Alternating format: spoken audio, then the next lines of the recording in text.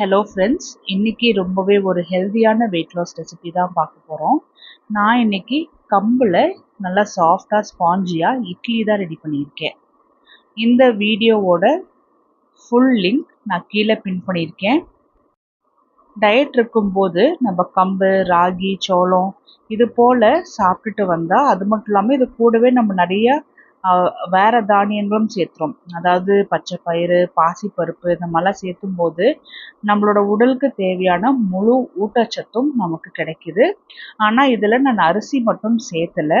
ஏன்னா மாவுச்சத்து கம்மி பண்ணிட்டு புரதச்சத்தும் நார்ச்சத்தும் அதிகம் பண்ணிக்கிட்டோம் அப்படின்னா ஈஸியாக வெயிட் லாஸ் ஆகும். அதே சமயத்தில் நமக்கு எந்த ஒரு ஊட்டச்சத்து குறைபாடும் இல்லாமல் நல்ல ஒரு ஹேர் க்ரோத்து, கான்ஸ்டிபேஷன் இருக்காது, மெட்டபாலிசம் நல்லா அதிகமாகும். இது போல் ஃபாலோ பண்ணினா